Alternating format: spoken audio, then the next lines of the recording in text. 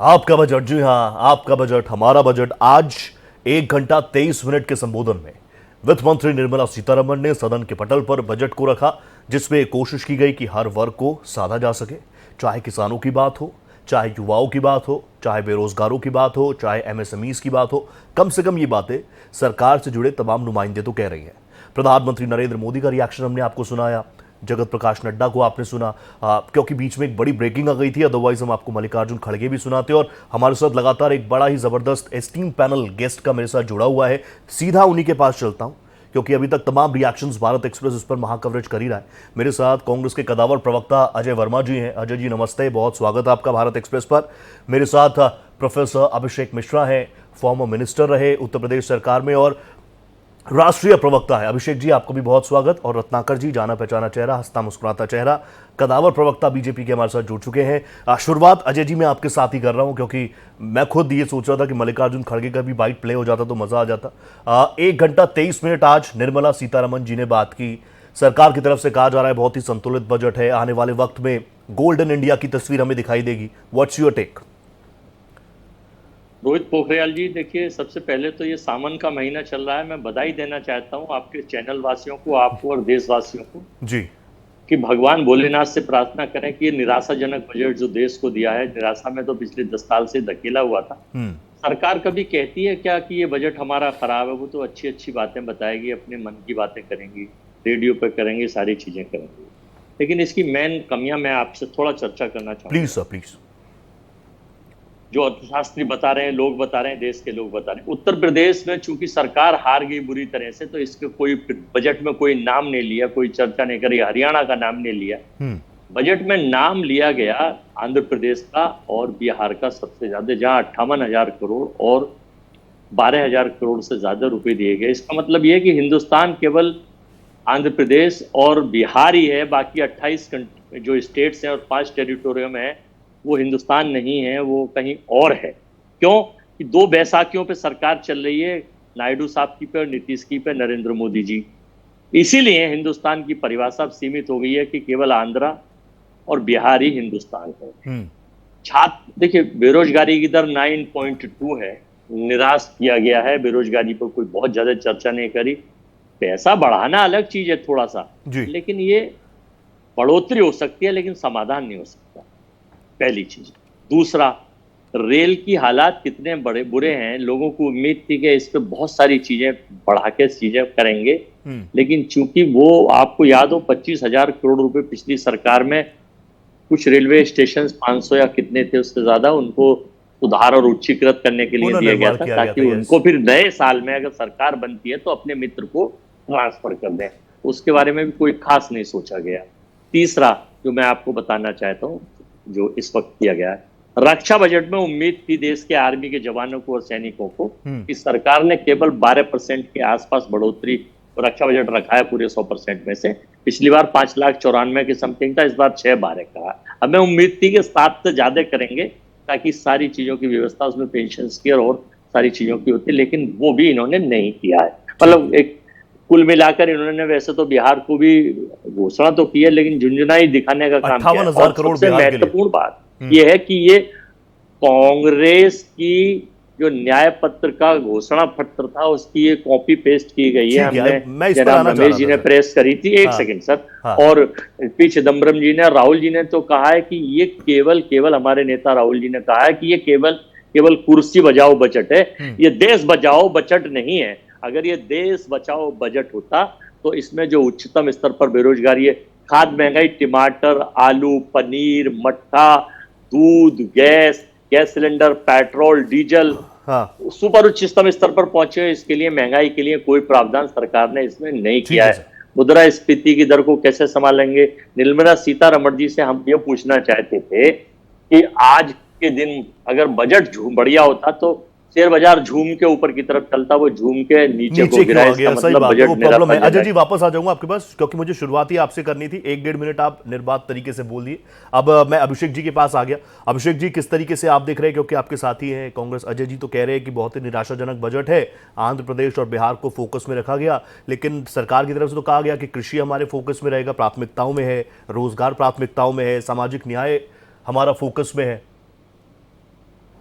रोहित जी, मैं सबसे पहले कहना चाहूंगा कि जो भी बात कही जाए उसको कॉम्प्लीमेंट्री उसका रिसोर्स एलोकेशन अगर होता है तो हम उस बात को मानने को तैयार होते हैं। ठीक। जैसे अगर अभी जो बात कांग्रेस की तरफ से आई, मैं उसमें इतनी बात जोड़ना चाहूंगा कि बिल्कुल दो बैसाखियों पे सरकार चल रही है और दोनों बैसाखियों को थोड़ा थोड़ा देने के काम इन्होंने जरूर किया। वो भी शायद जो स्पेशल स्टेटस मांग रहे थे वो उन्होंने उनको वो भी नहीं दिया। वो तो चर्चा मुझे लगता है उन लोगों के आपस में पॉलिटिकल आपस में उनको करनी होगी कि अगर उनकी सरकार बचा करके भी उन दोनों को उनके मन का जो प्रदेश को वादा था, चाहे आंध्रा को ने अपने चंद्रबाबू नायडू जी ने जो अपने लोगों को वादा किया, चाहे नीतीश जी ने जो वादा किया बिहार के लोगों को, वो भी पूरे नहीं हुए। तो कितना उनको अधिकार है आज भी उस पर बने रहने का और सरकार को सपोर्ट करने का। लेकिन ये तो पॉलिटिकल सवाल हो गया। आप बजट की चर्चा कर रहे हैं तो बजट की चर्चा में जो रिसोर्स एलोकेशन प्रोसेस है, जो उन्होंने कहा यूथ हमारी प्रायोरिटी, प्रधानमंत्री जी का अभी आपने बाइट सुनाया, उसमें उन्होंने कहा यूथ हमारी, यूथ कहां से प्रायोरिटी निकल के आ रही है? यूथ की जॉब क्रिएशन के लिए उन्होंने क्या किया, यूथ के एम्प्लॉयमेंट के लिए उन्होंने क्या किया, यूथ की एजुकेशन के लिए उन्होंने क्या किया, यूथ के हेल्थ के लिए उन्होंने क्या किया, यूथ के जो आपके एम्प्लॉयमेंट की कनेक्शन के लिए उसके लिए क्या किया, हायर एजुकेशन से जोड़ने के लिए क्या किया? कुछ भी नहीं। कोई भी एक एम्प्लॉयमेंट लिंक्ड इंसेंटिव है। रोहित जी, प्रधानमंत्री जी के वक्त के शब्द पकड़िएगा और मैं चाहूंगा कि भारतीय जनता पार्टी के प्रवक्ता जो आपके साथ है वो इसका जवाब दें। एम्प्लॉयमेंट लिंक्ड इंसेंटिव्स हैं ये सारे। जब एम्प्लॉयमेंट ही नहीं है देश में, जब एम्प्लॉयमेंट लूज हो रहा है लगातार, बड़ी से बड़ी कंपनियों से लेकर छोटी से छोटी कंपनियों तक, पुलिस से लेकर के मिलिट्री तक, स्कूल से लेकर यूनिवर्सिटी तक, आपके ब्यूरोक्रेसी से लेकर के जो आपका क्लरिकल पोस्ट है उसमें तक, रेलवे से लेकर के माइनिंग सेक्टर तक, हर सेक्टर में एम्प्लॉयमेंट लाखों की संख्या में खाली पड़ा है, लाखों की संख्या में, और उसमें कोई भर्ती का कोई प्लान नहीं दिया गया। जब एम्प्लॉयमेंट ही नहीं है, प्राइवेट सेक्टर नौकरियां निकाल रहे, फेसबुक से लेकर गूगल से लेकर बड़ी बड़ी कंपनियां नौकरियां निकाल रही हैं, वो सब फायर कर रही हैं, उसमें जब एम्प्लॉयमेंट नहीं है तो एम्प्लॉयमेंट इंसेंटिव कहां से मिलेगा उसको? उसका पर्पस ही नहीं बनेगा। पूरी तरीके से सिर्फ धोखा देने का बजट है। इन्होंने कुछ भी नहीं किया और शायद उसकी बहुत बड़ी मजबूरियां इनकी थी। जिस तरीके से माननीय प्रधानमंत्री जी ने पिछले 10 साल में देश में डेट बढ़ाया है, लगभग 1 से 1.5 लाख करोड़ रुपए का डेट बढ़ा दिया। आप देखिए बजट का लगभग 20% जितना पैसा कमाएगी सरकार, उसका हर 5 में से 1 रुपया सिर्फ इंटरेस्ट पेमेंट के लिए जाना है।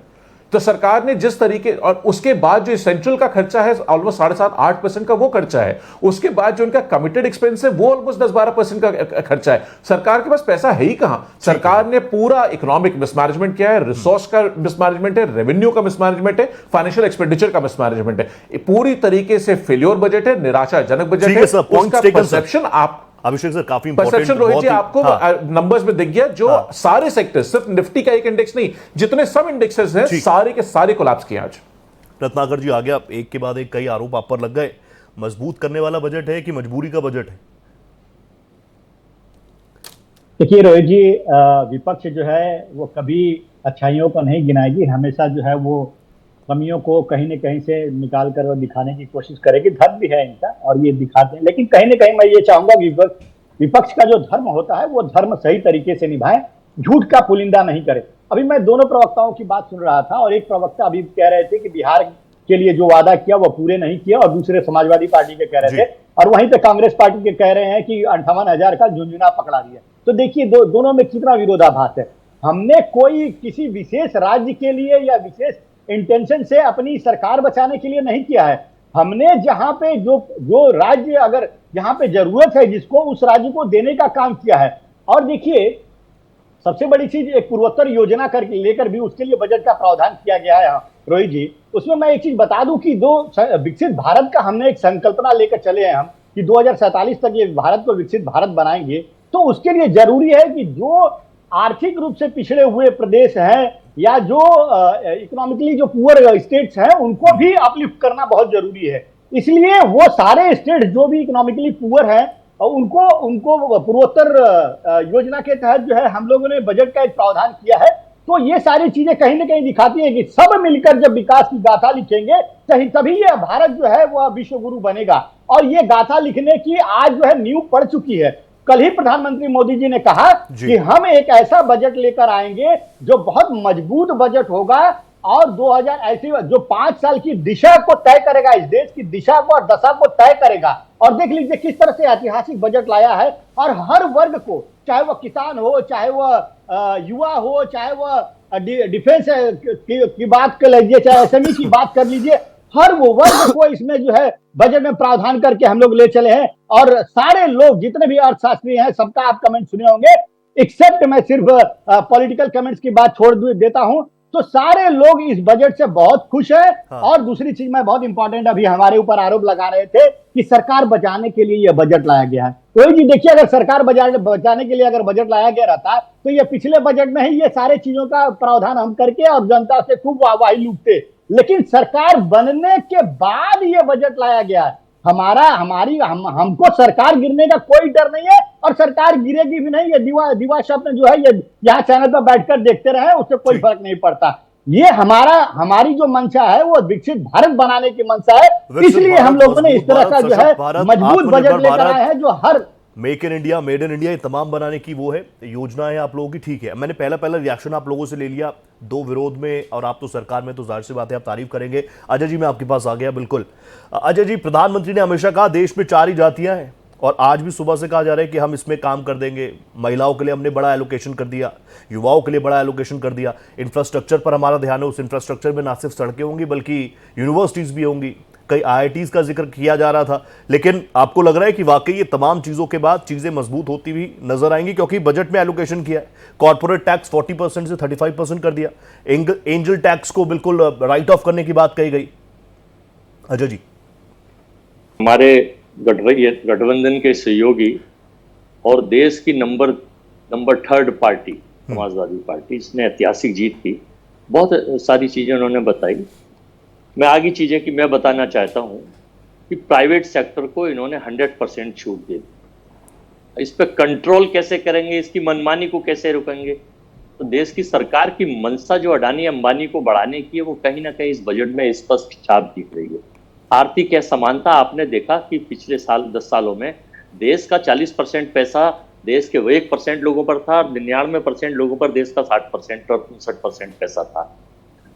कहा गया था मित्रों, गरीब अमीर हो जाएगा, चप्पल वाला जहाज में जाएगा, लेकिन गरीब और गरीब होता जा रहा है, अमीर और अमीर हो जाएगा। ठीक है, तो ये तो इस सरकार की नीति और नियत थी। अब मैं दूसरी चीज बताना चाहता हूँ, बेरोजगार के लिए 45 करीब देश में हर साल पिछले 10 सालों का अगर आंकड़ा उठाया जाए तो भारत में बेरोजगारी की दर 85% में अभी पड़ रहा था, अब तो 9.2 आ रहा है। 40 लाख से ज्यादा फैक्ट्री हिंदुस्तान में बंद होगी, युवा बेरोजगार है, और 45 जो नई आयु वर्ग का है करीब देश में 40 से 45% जो है युवा वो बेरोजगार है। ये सरकार केवल झूठ बोल लो, जोर से बोलो, रोज बोलो, सुबह बोलो, बार बार बोलो, झूठ बोलो। प्रधानमंत्री जी की ये स्वर्णिम वाक्य है, और इसे इसका हर आदमी, इनका छोटा बड़ा नेता प्रवक्ता सब बोलते हैं। हमने उम्मीद थी कि सरकार महंगाई के ऊपर, सरकार युवाओं के रोजगार के ऊपर, सरकार महिलाओं की सुरक्षा के ऊपर। अब आपने देखा पहलवान बेटियां किस तरह से प्रताड़ित बीजेपी के कैंपी से मॉलेस्टेशन और सेक्स केस में हुई। प्रज्वल रेवन्ना के लिए प्रधानमंत्री कह रहे थे मित्रों, उस मास रेपिस्ट के लिए। तो हम चाहते थे कि देश में एक कोई ऐसी पॉलिसी बने जिससे महिलाएं तड़पे ना। बीजेपी के पता नहीं इनका सहयोग है या प्रयोग है बजट में, हालांकि ये चर्चा नहीं होनी चाहिए, लेकिन बताना इसलिए चाहिए कि सरकार झूठ बोल रही है कि लोकप्रिय बजट है, लुभावना बजट है, महिलाओं के लिए है। अरे भाई, ये महिलाओं के लिए होता जो बीजेपी के आईटी सेल, बीजेपी के विधायक और मंत्री एमपी इन्वॉल्व पाए जाते हैं महिलाओं की सिक्योरिटी से छेड़छाड़ और बलात्कार में, तो उस पर कैसे ध्यान क्यों नहीं दिया गया? अब मैं ये पूछना चाहता हूँ कि जो हमने वादा किया था अपने मैनिफेस्टो में युवाओं को इंटर्नशिप देने का, सरकार ने उसी को कॉपी पेस्ट कर दिया है। हमने 8,500 रुपए करा था, इन्होंने 5,000 रुपए कर दिया है। चलो युवाओं की बात थोड़ी मानी गई, लेकिन अपने तरीके से मानी गई है।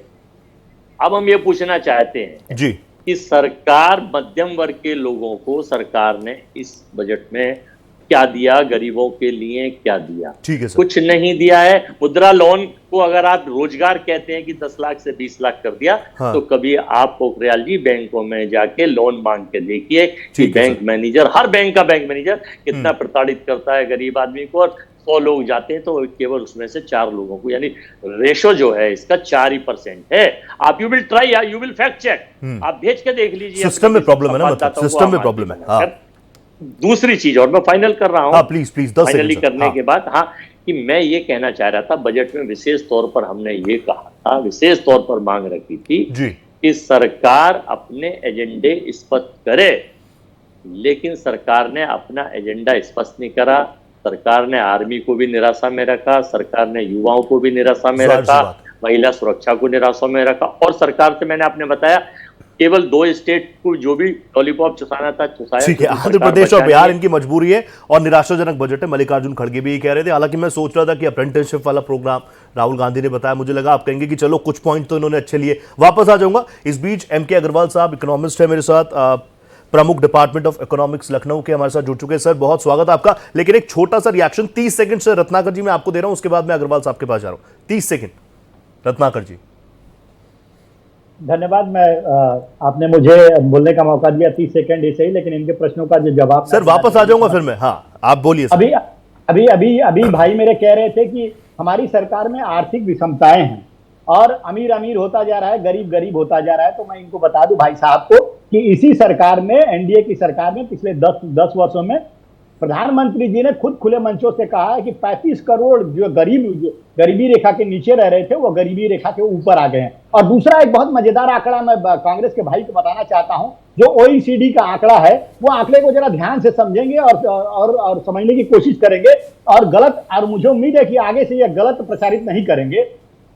ओईसीडी का एक आंकड़ा है जिसमें कहा गया है कि 2024 से लेकर 2033 तक भारत की प्रति व्यक्ति आय में वृद्धि दर जो है विश्व में सबसे ज्यादा, फिर से मैं रिपीट कर रहा हूं, भारत में प्रति व्यक्ति की आय में वृद्धि दर विश्व में सबसे ज्यादा होने वाली है 2024 से लेकर 2033 होने वाली है जी, इस रिपोर्ट का हमने जिक्र किया था। और ये समझिए, होने वाली है। विषमता का जो हाँ। अमीर अमीर होता जा रहा है, गरीब गरीब होता जा रहा है, जो ढिढोरा पीटते हैं ना अडानी अंबानी का, वो बंद कर दीजिए अगर आपके अंदर जरा भी खुददारी बची हुई है तो। दूसरी चीज ये कह रहे थे कि हमारी नीतियों को कॉपी पेस्ट किया गया है। अगर आपकी नीतियों को कॉपी पेस्ट किया गया था तो यूपीए शासनकाल में 10 वर्ष के दौरान 12वें नंबर से अर्थव्यवस्था सिर्फ 11वें नंबर पर पहुंची थी, और हमारे शासनकाल में पिछले 10 वर्ष में 11वें नंबर से 5वें नंबर, 5वें स्थान पर पहुंच गई। बहुत जल्दी तीसरे पे भी पहुंच जाएंगे। तमाम चीजें। रत्नाकर सर मैं वापस आ जाऊंगा। सर मैं वापस आऊंगा। अभी तो बस मैंने आपको उनको रिएक्ट करने के लिए दिया था जो उन्होंने इतने सारे। अजय जी मैं वापस आऊंगा आपके पास। आपको पता है आप तो मेरे वैसे भी फेवरेट्स में से एक है, एमके अग्रवाल साहब,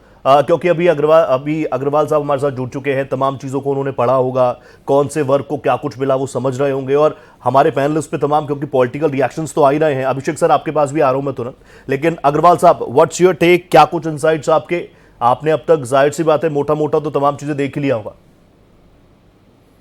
देखिए इसमें जो है, पहली चीज तो ये कंटिन्यूटी वाला बजट है, और इसको ये देखना कि ये इस वर्ग के लिए, उस वर्ग के लिए, आई मीन जो सोशल और पॉलिटिकल वर्ग का, इसमें वो देखने वाले, देखिए पॉलिटिकल साइंस वाले देख सकते हैं। ट्रू।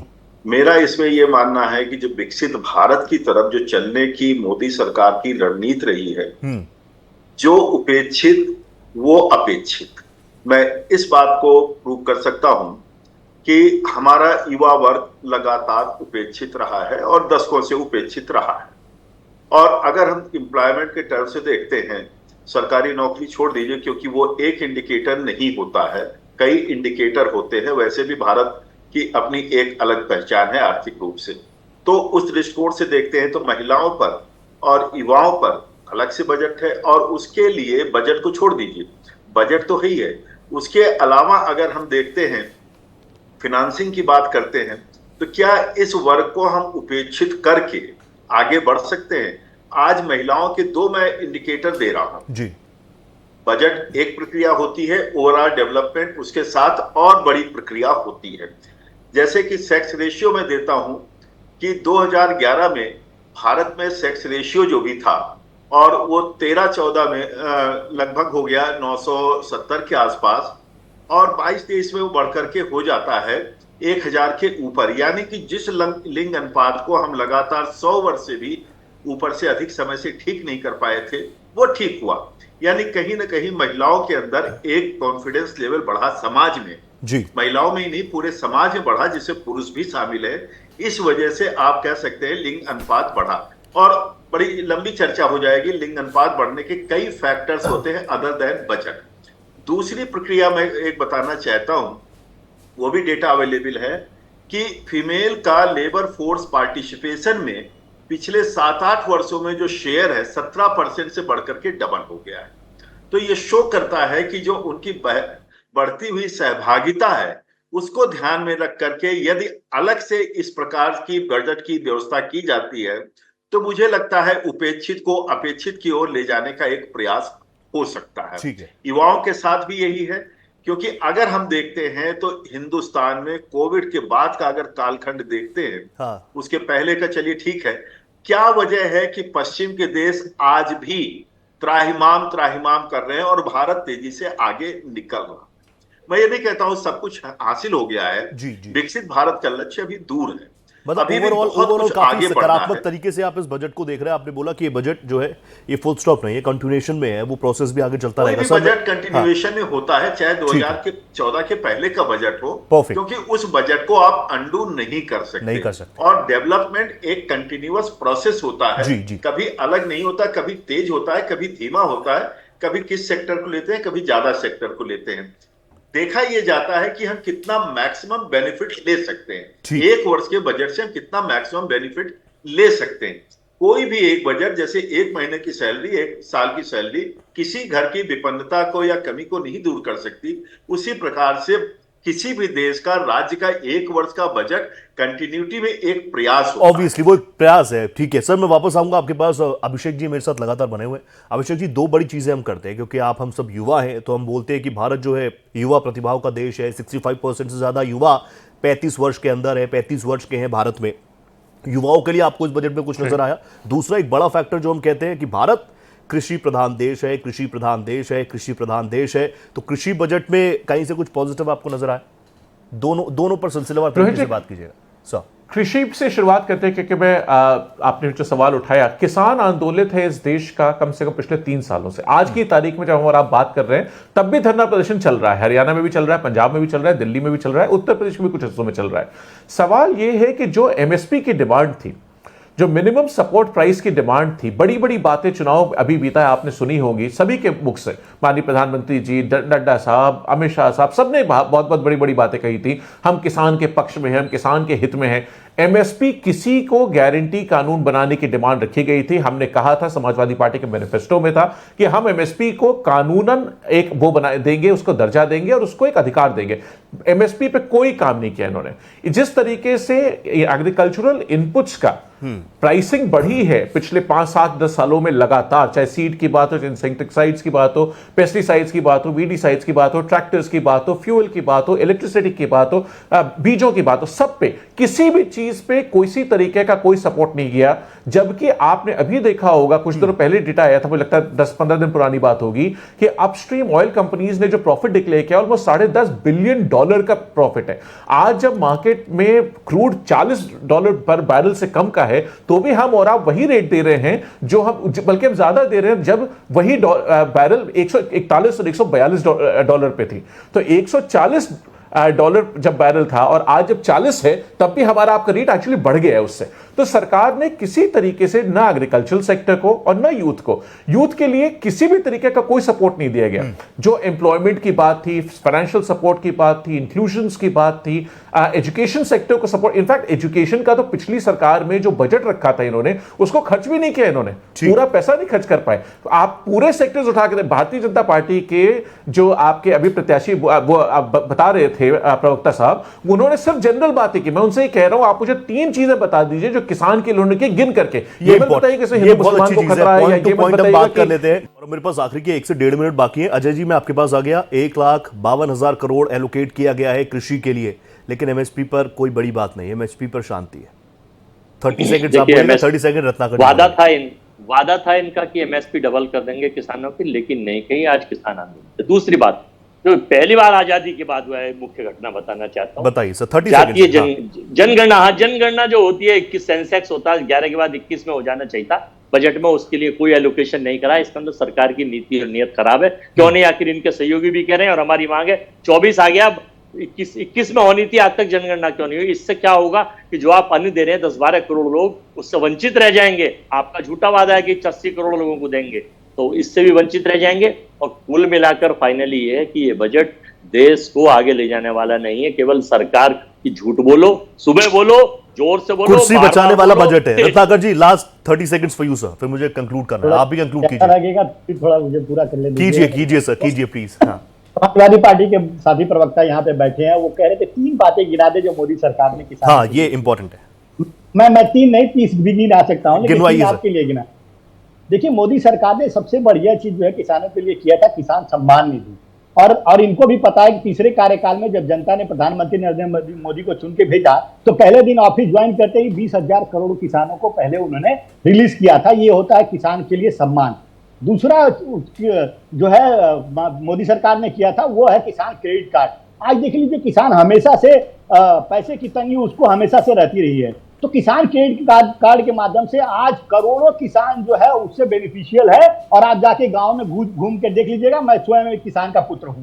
तीसरा सबसे बढ़िया चीज हमने जो किया है इस 10 साल के कार्यकाल में, वो यूपीए के में जितना एमएसपी मिलता था जो फसलों पे, वो दोगुना एमएसपी देने का काम हमने किया है। और हमने अपने मैनिफेस्टो में कहा है कि हम इस दोगुने एमएसपी के बावजूद भी आगे एमएसपी को बढ़ाएंगे। परफेक्ट सर, क्योंकि ये सारी चीजें और लगातार हम ग्राफिकली भी बता रहे हैं कि कौन कौन सी फसलों पर सरकार का खासा फोकस है, प्राथमिकता आप लोगों की क्या क्या है। बहुत धन्यवाद करूंगा, क्योंकि वक्त हमने 1 घंटे का रखा था, लेकिन एक बड़ी ब्रेकिंग आ गई। Thank you so much Ajay ji, आगे भी जुड़िएगा, आगे भी आपसे बात करेंगे दिलचस्प तरीके से। Thank you so much Ratnakar ji, Agarwal sir thank you so much, Abhishek ji thank you so much. आप लोग जुड़े, काफी इंपॉर्टेंट इंसाइट्स आप लोगों ने साझा किए, और युवा चेहरे जुड़ते हैं तो देश के युवा देश है हमारा, तो तमाम चीजें रहती हैं।